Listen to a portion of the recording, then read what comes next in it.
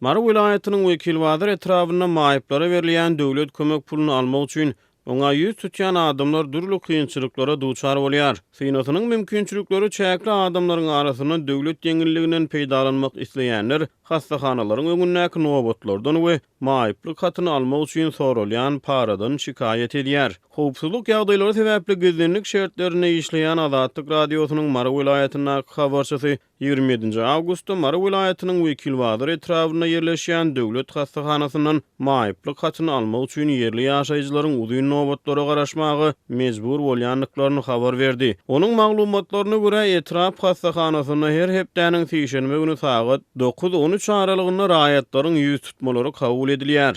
Maýyplaryň ýakyn howsarlary bir gün öňünden giýje gelip nowbata ýazylýar diýip habarçy maglumat berdi. Ol 27 awgust güni wekil wazyryň etraf hastahanasyna maýyplyk hatyny almak üçin garaşýan adamlaryň sanynyň 100den aşanlygyny aýdýar. Adamlar hastahananyň öňünde döreýän uzun nowbatlary ýürüýte nowbat depderçelerini tutmak arkaly gödäwçilik edýärler. Habarçy vilayatdan ýürüýte urudulan komissiýanyň käbir adamlary nowbatsyz kabul edip beýdüdügünçiligi ýol berýänligini aýdýar. Türkmenistanyň ýaş şagyly eneleri we synatynyň mümkinçilikleri çäkli ýagny maýyplygy bolan adamlara döwlet tarapyndan kömek pullary berilýär.